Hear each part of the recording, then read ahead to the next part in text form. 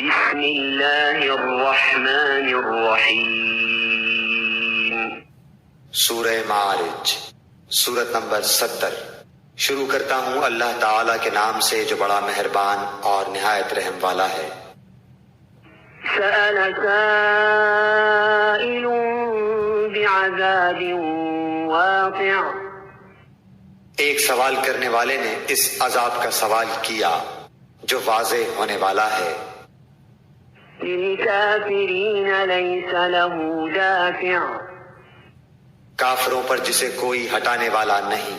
ایک کافر نے اسلام کا مذاق اڑاتے ہوئے کہا تھا کہ اگر یہ قرآن اور اسلام برحق ہے تو ہم پر آسمان سے پتھر برسائیے یا کوئی اور دردناک عذاب ہم پر لے آئیے، جیسا کہ سورہ انفال میں گزرا ہے۔ بعض روایات سے معلوم ہوتا ہے کہ یہ شخص نضر بن حارث تھا۔ یہاں اسی کی بات کا حوالہ دیا جا رہا ہے کہ وہ عذاب مانگ رہا ہے اور اس کا اصل مقصد مذاق اڑا کر اس عذاب کو جھٹلانا ہے، حالانکہ وہ ایسی چیز ہے کہ جب آ جائے گی تو کوئی اسے روک نہیں سکے گا۔ من اللہ ذی المعارج، اس اللہ کی طرف سے جو سیڑھیوں والا ہے۔ چڑھنے کے راستوں سے مراد وہ راستے ہیں جن سے چڑھ کر فرشتے عالم بالا تک پہنچتے ہیں۔ یہاں ان کا حوالہ اس لیے دیا گیا ہے کہ اگلی آیت میں انہی فرشتوں کے چڑھنے کا ذکر آ رہا ہے۔ تعرج الملائکۃ والروح الیہ فی یوم کان مقدارہ 50,000 سنہ، جس کی طرف فرشتے اور روح چڑھتے ہیں ایک دن میں جس کی مقدار 50,000 سال کی ہے۔ اس دن سے مراد بعض مفسرین کے نزدیک قیامت کا دن ہے جو کافروں کو حساب و کتاب کی سختی کی وجہ سے 50,000 سال کا محسوس ہوگا۔ ان حضرات کا کہنا ہے کہ اسی دن کو سورہ تنزیل السجدہ میں 1000 سال کے برابر قرار دیا گیا ہے۔ وہ اس لیے کہ حساب و کتاب کی سختی کی نوعیت کے لحاظ سے کسی کو وہ 1000 سال کا معلوم ہوگا اور جس کسی کو اور زیادہ سختی اٹھانی ہوگی اسے 50,000 سال کا معلوم ہوگا۔ لیکن اس آیت کی ایک دوسری تفسیر یہ ہے کہ کفار کے سامنے جب یہ کہا جاتا تھا کہ ان کے کفر کے نتیجے میں ان پر اللہ تعالیٰ کی طرف سے دنیا یا آخرت میں عذاب آئے گا تو وہ اس کا مذاق اڑاتے تھے اور کہتے تھے کہ اتنے دن گزر گئے لیکن کوئی عذاب نہیں آیا، اگر واقعی عذاب آنا ہے تو ابھی کیوں نہیں آ جاتا؟ اس کے جواب میں فرمایا جا رہا ہے کہ اللہ تعالیٰ نے جو وعدہ کر رکھا ہے وہ تو ضرور پورا ہوگا، رہا اس کا وقت تو وہ اللہ تعالیٰ کی اپنی حکمت کے مطابق متعین ہوگا۔ اور تم جو سمجھ رہے ہو کہ اس کے آنے میں بہت دیر ہو گئی ہے تو در حقیقت تم جس مدت کو 1000 سال یا 50,000 سال سمجھتے ہو وہ اللہ تعالیٰ کے نزدیک ایک دن کے برابر ہے۔ چنانچہ سورہ حج میں بھی یہ بات اسی سلسلے میں فرمائی گئی ہے کہ یہ لوگ عذاب کو جلدی لانے کا مطالبہ کر رہے ہیں، اور یہاں سورہ معارج میں بھی اسی شخص کے جواب میں یہ بات ارشاد فرمائی گئی ہے جو عذاب مانگ رہا تھا۔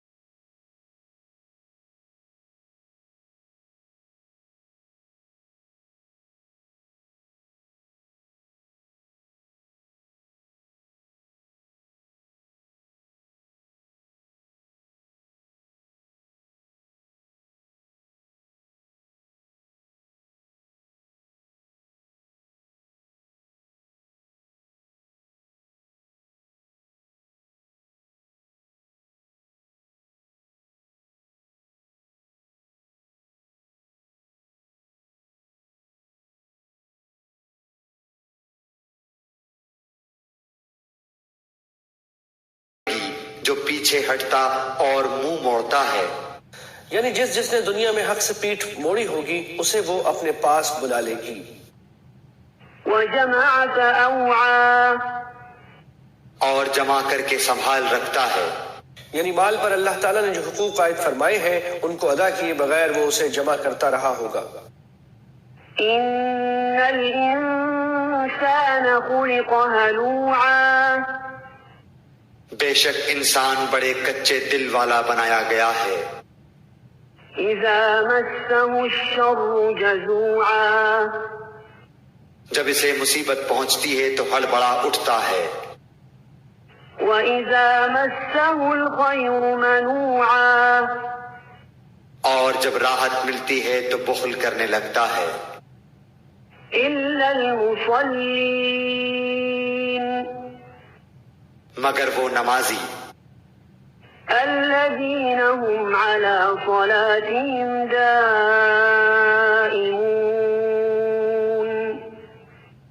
جو اپنی نماز پر ہمیشگی کرنے والے ہیں، والذين في أموالهم حق معلوم، اور جن کے مالوں میں مقررہ حصہ ہے۔ اس سے مراد زکوٰۃ اور دوسرے واجب حقوق ہیں۔ ان الفاظ میں یہ بھی واضح فرما دیا گیا ہے کہ زکوٰۃ دینا غریبوں پر کوئی احسان نہیں ہے بلکہ یہ ان کا حق ہے۔ للسائل والمحروم، مانگنے والوں کا بھی اور سوال سے بچنے والوں کا بھی۔ جو غریب اپنی حاجت ظاہر کر دیتے ہیں انہیں سوالی سے، اور جو حاجت مند ہونے کے باوجود اپنی حاجت کسی سے نہیں کہتے انہیں بے سوالی سے تعبیر کیا گیا ہے۔ والذين يصدقون بيوم الدين، اور جو انصاف کے دن پر یقین رکھتے ہیں، والذين هم من عذاب ربهم مشفقون، اور جو اپنے رب کے عذاب سے ڈرتے رہتے ہیں۔ إن عذاب ربهم غير مأمون، بے شک ان کے رب کا عذاب بے خوف ہونے کی چیز نہیں۔ والذين هم لفروجهم حافظون، اور جو لوگ اپنی شرمگاہوں کی حرام سے حفاظت کرتے ہیں، إلا على أزواجهم أو ما ملكت أيمانهم فإنهم غير ملومين، ہاں ان کی بیویوں اور لونڈیوں کے بارے میں جن کے وہ مالک ہیں انہیں کوئی ملامت نہیں۔ فمن ابتغى وراء ذلك فأولئك هم العادون، اب جو کوئی اس کے علاوہ راہ ڈھونڈے گا تو ایسے لوگ حد سے گزر جانے والے ہوں گے۔ یعنی بیویوں اور باندیوں کے سوا کسی اور طریقے سے جنسی خواہش پوری کرنا حرام ہے، اس لیے ایسے لوگ حد سے گزرے ہوئے ہیں۔ والذين هم لأماناتهم وعهدهم راعون، اور جو اپنی امانتوں کا اور اپنے قول و قرار کا پاس رکھتے ہیں۔ والذين هم بشهاداتهم قائمون،